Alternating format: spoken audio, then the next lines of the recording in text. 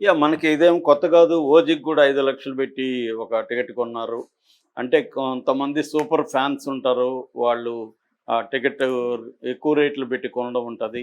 ఒక్కోసారి ఇది నమ్మలేని వాళ్ళు వీళ్ళే బజ్ క్రియేట్ చేయడానికి ఇలాగ వీళ్ళే కొనిచ్చి ఏలం వేసి దీని మీద న్యూస్ క్రియేట్ అయ్యి బజ్ క్రియేట్ చేయడానికి మేకర్సే చేస్తారని కూడా అంటారు.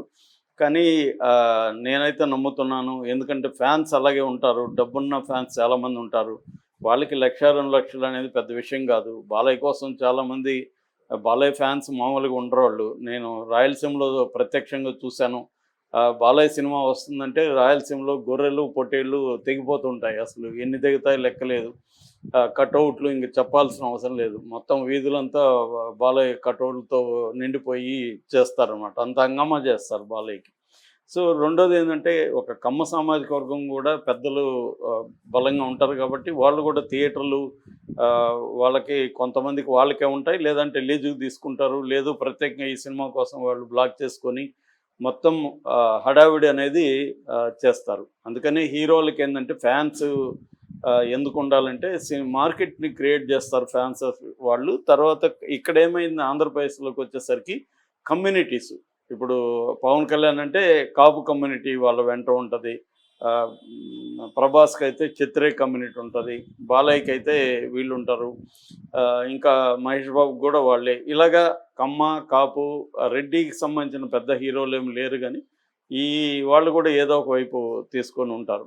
ఇలాగా ఇది ఉపయోగపడుతుంది. ఇప్పుడు మనం చెప్పుకునే న్యూస్ ఏందంటే ఎన్ఆర్ఐలు. ఈ మధ్య ఎన్ఆర్ఐలు కూడా తయారయ్యారు. ఎన్ఆర్ఐలు కూడా అక్కడ పెద్ద ఫ్యాన్స్ ఉంటారు.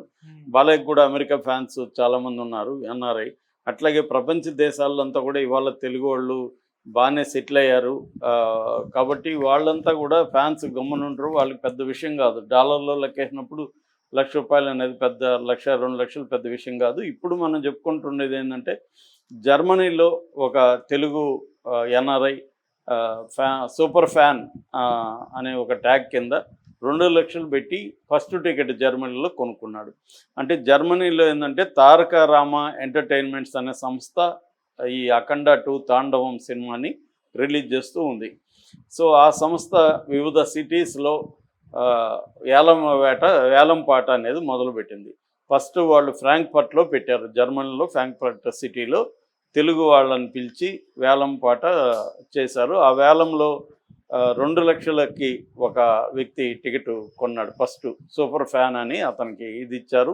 దాన్ని అనౌన్స్ చేశారు. సోషల్ మీడియాలో విరివిగా దాన్ని వైరల్ చేస్తున్నారు. ఈ అబ్బాయి పేరు రాజశేఖర్ పార్నపల్లి, అనంతపురం.